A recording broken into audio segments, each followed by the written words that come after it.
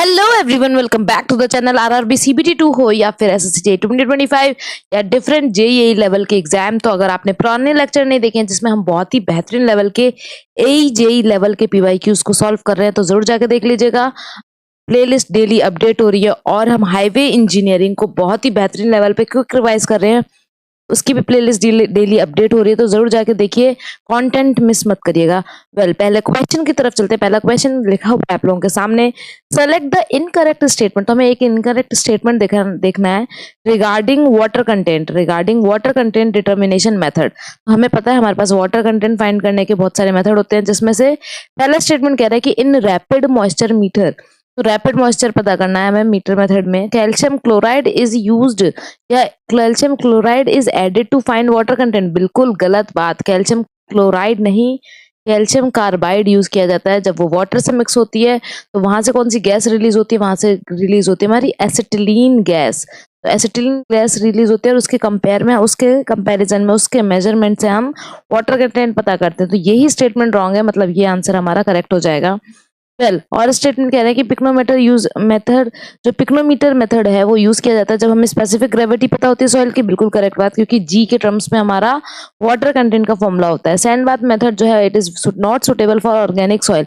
ऐसा नहीं है, सैंड बाथ मेथड में क्या होता है बेसिकली, जब हमारे पास ओवन ड्राई पॉसिबल नहीं हो सकता, हमारे पास ओवन ड्राई नहीं होता है, तो हम क्या करते हैं, बाहर के टेम्परेचर में अपने सैंड को डाल देते हैं, सैंड बाथ मेथड कराते हैं। लेकिन यहाँ पर क्या प्रॉब्लम है, यहाँ पे हम टेम्परेचर को कंट्रोल नहीं कर सकते। टेम्परेचर कांट बी कंट्रोल, यहाँ पर हमारा टेम्परेचर कंट्रोल नहीं हो सकता। तो sand bath method is not suitable for organic soil. वहीं पे अगर ओवन ड्राइंग मेथड की बात करें तो ये मोस्ट एक्यूरेट मेथड है। यहाँ पर हम बात करें, अगर हमारी जो सॉइल है उसके अंदर जिप्सम प्रेजेंट है तो टेम्परेचर हमें 80 डिग्री सेल्सियस से ज्यादा नहीं करना चाहिए, अगर सॉइल के अंदर जिप्सम प्रेजेंट है। और अगर वैसे नॉर्मल सॉइल की बात करें तो 105 से लेके 110 के बीच में ही हमें रखना चाहिए, उससे ज़्यादा नहीं करना चाहिए, वरना जो स्ट्रक्चरल वाटर है वो डैमेज होने के बिल्कुल कगार पे रहता है। और अगर हम बात करें ऑर्गेनिक सॉइल की बात करते हैं, ऑर्गेनिक सॉइल हमारा, अगर ऑर्गेनिक सॉइल है तो टेम्परेचर हमारा 60 डिग्री सेल्सियस तक रहना चाहिए। इस क्वेश्चन का आंसर ए ऑप्शन हो जाएगा। नेक्स्ट क्वेश्चन की तरफ चलते हैं। नेक्स्ट क्वेश्चन है, विच of the soil structure is possible for cohesion less soil. तो हमारे पास दो तरीके के, हमारे को ये सारे स्ट्रक्चर देखने को मिलते हैं।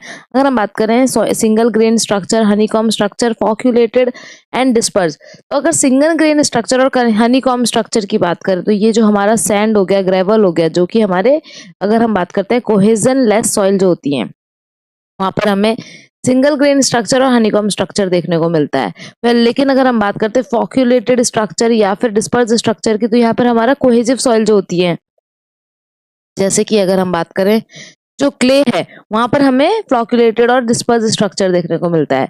तो अभी इस क्वेश्चन का आंसर हो जाएगा फर्स्ट एंड सेकंड, सो ये B option will be the correct answer of this question. Let's move to the next question. Question is, a ground water basin consist of 1 kilometre area, 1 kilometre square area given है। The maximum ground water fluctuation can be observe to 1 metre. हमें water का fluctuation हमें 1 metre देखने को मिलता है। What is the available ground water storage if the specific yield of the basin is 10%। तो specific yield मुझे दे रखा है, स्पेसिफिक यील्ड की बात करें तो वो हमें 10% दे रखा है। तो पहले यहाँ से हम वॉल्यूम निकालेंगे। तो अगर हम वॉल्यूम की बात करते हैं तो पहले हम यहाँ पे वॉल्यूम निकालते हैं। वॉल्यूम कितना हो जाएगा हमारा, वॉल्यूम हो जाएगा एरिया इंटू जो हमारा हाइट हम देख रहे हैं, एरिया हमारा 1 किलोमीटर स्क्वायर है, इसको मुझे मीटर स्क्वायर में चेंज करना होगा, तो ये हो जाएगा मीटर इंटू मीटर। ये हम ऐसे लिख सकते हैं। हाइट हमारा 1 है, ये हो जाएगा बेसिकली 10 की power 10 into 10 to the power 6, sorry 10 की पावर 6, 10 की पावर 6 हमारा मीटर स्क्वायर, मीटर क्यूब, ये हमारा वॉल्यूम हो गया मीटर क्यूब। अब यहाँ पर अगर हम बात करते हैं 10% हमें ये दे रखा है, तो वॉल्यूम फाइंड करना है कि कितना स्टोर हो सकता है। तो हमारा यील्ड जो होता है वो क्या होता है, कितना वॉल्यूम स्टोर हो सकता है अपॉन टोटल वॉल्यूम। यहाँ पर हम क्या करेंगे, 10% है, 10% है, इसको अपॉन 100 कर लेते हैं, परसेंटेज रिमूव करेंगे और ये 10 टू द पावर 6 हो जाएगा। यहाँ पर क्या हो सकता है हमारा, एक जीरो से एक जीरो कैंसिल, एक जीरो से यहाँ पर कैंसिल होगा 5।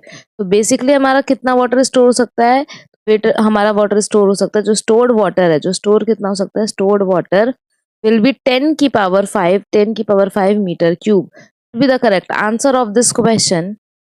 Let's move to the next question. Next question बहुत ही बेहतरीन है क्वेश्चन है, arrange the bearing capacity of shallow foundation in descending order. सबसे पहले तो सैलो फाउंडेशन और जो डीप फाउंडेशन होता है उसको किस बेसिस पे हम डिफरेंस करते हैं, जरा कमेंट सेक्शन में बताइए। वहां पर अगर हम सैलो फाउंडेशन की बात करें तो यहाँ पर हमारा अल्टीमेट बियरिंग कैपेसिटी दे रखा है जिसको हम क्यू यू से डिनोट करते हैं। फिर नेट बियरिंग कैपेसिटी दे रखा है, क्यू यू नेट हो जाएगा। फिर हमारा नेट सेफ है और ग्रॉस सेफ है। अगर हम बात करें क्यू नेट है, क्यू नेट जो हमारा सेफ में है, और अगर हम बात करें ग्रॉस सेफ है। तो हम बात करते हैं यहाँ पर हमें डिसेंडिंग ऑर्डर में लगाना है, मतलब सबसे ज्यादा से लेके छोटे तक। तो अल्टीमेट बियरिंग कैपेसिटी की बात करती है, ये क्या है, मैक्सिमम प्रेशर जो हमारा सॉइल बियर कर सकता है। तो मैक्सिमम प्रेशर जो हमारे सॉइल पे हम डाल सकते हैं, सॉइल पर हम कितना मैक्सिमम प्रेशर डाल सकते हैं, ये हमारा अल्टीमेट बियरिंग कैपेसिटी शो करता है। वहीं पर हम बात करते हैं नेट अल्टीमेट बियरिंग कैपेसिटी की, तो इसमें क्या हो जाएगा, जैसे कि आप ये देखो ये फाउंडेशन है, तो फाउंडेशन का कुछ वेट होगा, यहाँ से हमने सॉइल रिमूव की, तो ये जो सॉइल है इसका भी तो कुछ वेट लग रहा है। तो अगर हम फाउंडेशन का भी वेट है और हमारा इस सॉइल का भी वेट लग रहा है, लेकिन नेट में हम क्या करेंगे, जो साइड की सॉइल है उसका हमने वेट हमने डिवाइड हटा दिया। तो अब क्या होगा, क्यू यू में जब हम गामा डीएफ माइनस कर देते हैं, गामा डीएफ माइनस कर देते हैं, मतलब नेट प्रेशर जब देख रहे हैं कि सॉइल पे, बस सॉइल पर ओवरबर्डन प्रेशर की वजह से कितना प्रेशर आ रहा है, जब हम उसकी बात करते हैं तो वो नेट अल्टीमेट बियरिंग कैपेसिटी हो जाती है। उसके बाद अगर हमें नेट सेफ बियरिंग कैपेसिटी पता करनी है, तो नेट सेफ बियरिंग कैपेसिटी पता करने के लिए हमें क्या चाहिए होता है, हमको चाहिए होता है नेट सेफ बियरिंग कैपेसिटी पता करने के लिए हमको चाहिए होता है पहले safe bearing capacity. Safe bearing capacity के लिए हम क्या करेंगे, उसको हम फैक्टर ऑफ सेफ्टी से डिवाइड करेंगे, और फिर हम उसमें क्या करते हैं, तो नेट सेफ बियरिंग कैपेसिटी के लिए क्या करते हैं हम, जो हमारा क्यू एन यू निकल के आया है, क्यू एन यू निकल के आया है, उसको हम एफ ओ एस जो फैक्टर ऑफ सेफ्टी है उससे डिवाइड करते हैं। और जो हमारा सेफ बियरिंग कैपेसिटी होता है, कि सेफ बियरिंग कैपेसिटी होता है, उसमें क्या करेंगे, जो नेट सेफ बियरिंग कैपेसिटी निकल के आया है उसमें गामा डी एफ को ऐड करते हैं, गामा डी एफ को ऐड करेंगे। तो अगर हम बात करते हैं यहाँ पर हमें बियरिंग कैपेसिटी को डिसेंडिंग ऑर्डर में लगाना है, तो सबसे पहले हमारा बियरिंग कैपेसिटी जो अल्टीमेट बियरिंग कैपेसिटी है वो हमारी पोजीशन पे आएगा, फिर नेट अल्टीमेट बियरिंग कैपेसिटी देखने को मिलेगा, देन ग्रॉस बियरिंग कैपेसिटी देखने को मिलेगा, and then net safe bearing capacity. तो अगर हम बात करते हैं यहाँ पर पहला, तो फर्स्ट पोजीशन पे हमारा अल्टीमेट बियरिंग कैपेसिटी, फिर हमारा net bearing capacity, then gross bearing capacity, and then there will be net safe bearing capacity. तो इस तरीके से हम इसको अरेंज करेंगे। Let's move to the next question. Next question है, vibratory rollers are used for compacting granular soil and pavement layers with granular material. Vibratory rollers are used for compacting non-plastic silts and sands. Third statement है कि in vibratory roller compaction is effected due to the dynamic effect of the vibratory force and also the static weight of the roller. तो इनमें से कौन कौन से statement हमारे vibratory roller के लिए बिल्कुल सही है, ये हमको यहाँ इस क्वेश्चन में बताना है। तो यहाँ अगर बात करें, यहाँ पर बात करते हैं वाइब्रेटरी रोलर्स। बेसिकली हमारे जो वाइब्रेटरी रोलर्स हैं, ये रोलर्स किसका काम करते हैं, ये कॉम्पैक्शन का काम करते हैं। जो हमारे एयर वॉइड्स प्रेजेंट हैं, हमारे वॉइड्स में जो एयर प्रेजेंट है उसको रिमूव करने का काम कॉम्पैक्शन होता है। और वाइब्रेटरी रोलर्स के थ्रू हम कॉम्पैक्टिंग करते हैं सॉइल की। कैसी सॉइल को कॉम्पैक्ट करते हैं, ग्रैनुलर सॉइल को कॉम्पैक्ट करते हैं पेवमेंट लेयर पे, या फिर ग्रैनुलर मटेरियल को कॉम्पैक्ट करते हैं। इससे क्या पता चलता है कि हम सिल्ट और फाइन सैंड के लिए इसको यूज नहीं करते। तो ये स्टेटमेंट हमारा रॉन्ग हो गया। एक तो पहला स्टेटमेंट करेक्ट है, दूसरा अगर हम बात करें ये जो थर्ड स्टेटमेंट है, in vibratory roller compaction is effective due to both, बिल्कुल सही बात है। एक तो डायनामिक इफेक्ट के द्वारा, जो काइनेमेटिक इफेक्ट है उसके द्वारा, और जो हमारा स्टैटिक वेट ऑफ रोलर, इन दोनों के द्वारा, दोनों के वजह से these both are affecting the compaction. Third statement is also correct. तो first and third statement are correct of this question. Let's move to the next question. Question कह रहा है, soil has a bulk unit weight, gamma B की value दे रखी है, gamma bulk की value दे रखी है 20 kilo newton per meter cube and water content of 17%। फिर वो बोल रहा है, calculate the water content if the soil particle dries to the unit weight of gamma. हमारा हो जाएगा नेक्स्ट, जो ये गामा बल्क पहली कंडीशन है, फिर गामा बल्क दूसरी कंडीशन कह रहा है कि अगर हमने वाटर कंटेंट क्या हो जाएगा। देखो सबसे पहले एक हमें सॉइल मिली, जिस पार्टिकल्स पे जो हमारा फील्ड पे गए, तो हमको वहां की सॉइल मिली, उसका यूनिट वेट था हमारा 20 kilo newton per meter cube.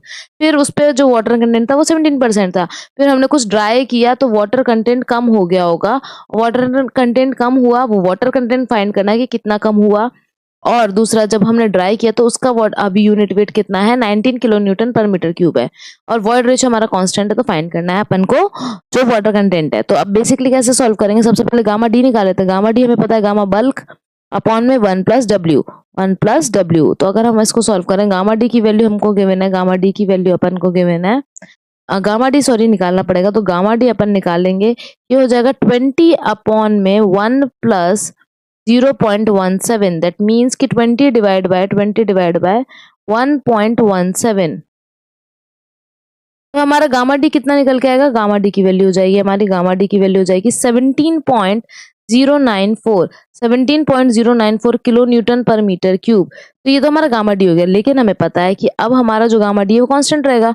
तो गामा डी की हेल्प से हम क्या कर सकते हैं, वाटर कंटेंट फिर निकाल सकते हैं। अपन को पता है कि gamma D is equal to gamma bulk 1 plus water content. तो अब यहाँ पर देखो आपको गामा डी पता है 17.094 और इक्वल्स टू में गामा बल्क क्या हो जाएगा, हमारे को पता है 19 तक हमने उसको ड्राई कर दिया, 1 प्लस डब्ल्यू करके अपन को ये निकालना है।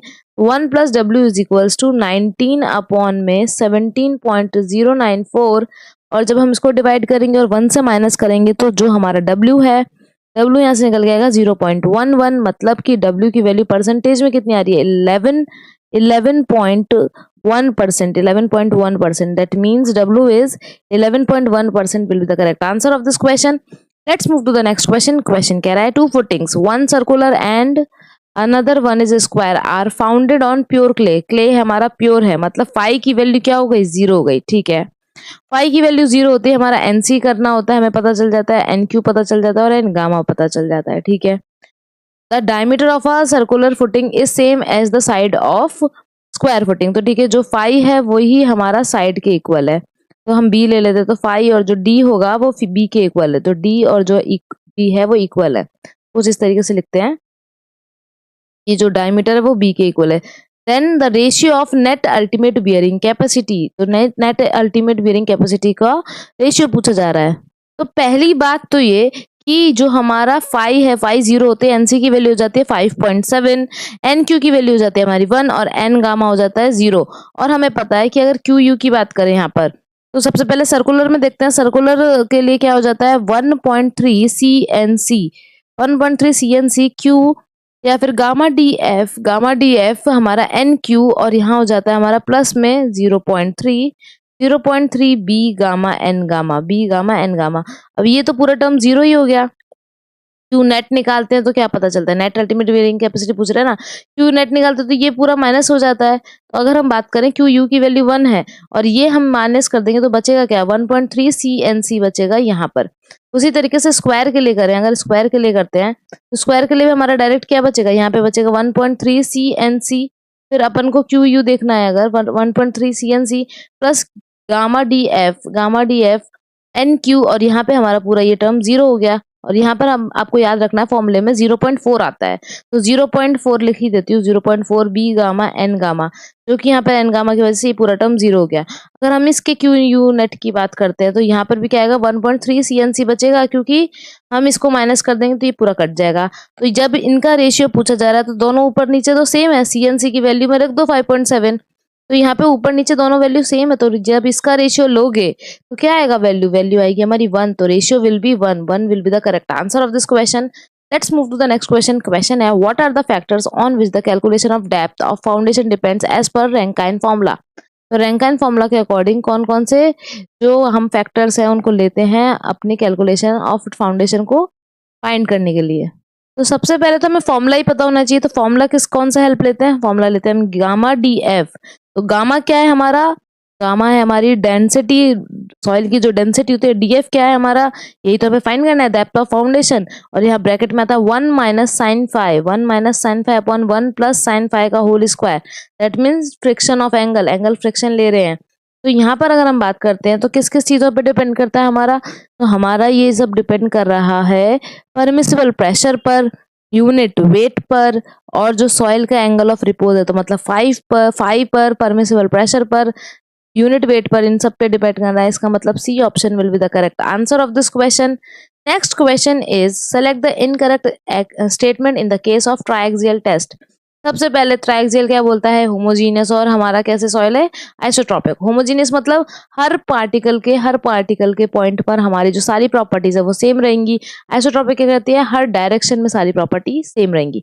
अब पहला स्टेटमेंट कह रहा है ट्राइक्सियल में कौन सा स्टेटमेंट गलत है, तो the state of stress within the specimen during any stage of test as well as at the failure is completely indeterminate. Second step है all the three drainage condition can be performed with complete control under the test. बिल्कुल सही बात है, हम drainage condition को यहाँ पर आराम से कंट्रोल कर सकते हैं, आराम से मेजर कर सकते हैं। दैट्स वाई यहाँ पर पोर प्रेशर जो है हम उसको आराम से मेजर कर सकते हैं। फिर ये बोल रहा है the stress distribution on the failure plane is uniform. बिल्कुल सही बात है, यहाँ पे डायरेक्ट shear टेस्ट की तरह नहीं होता है, यहाँ पर सारा जो स्ट्रेस का डिस्ट्रीब्यूशन है वो यूनिफॉर्म होता है।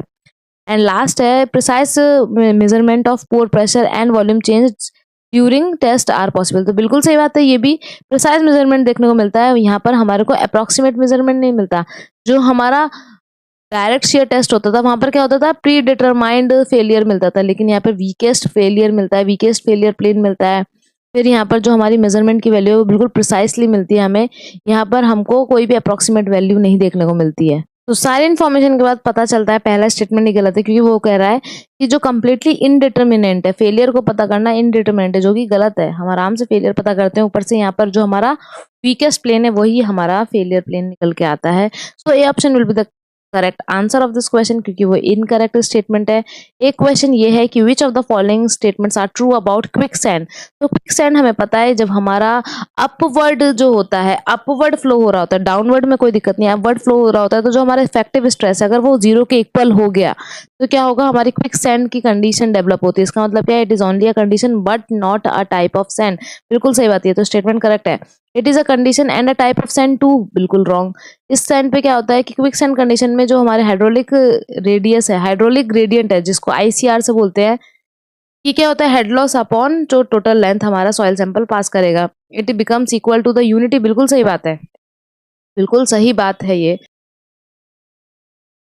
अगर नेक्स्ट पॉइंट की बात करते हैं, वो कह रहा है quick sand condition occurs more commonly in coarse grain sand और ग्रेवल देन फाइन सैंड। तो सबसे पहले तो हमें ये समझना पड़ेगा यहाँ पे होता क्या है, यहाँ पर जो हमारा शेयर स्ट्रेंथ है वो हमारा क्या हो जाता है, 0। अगर हम इसकी बात करते हैं, ये होता है हमारा C plus sigma dash 10 phi.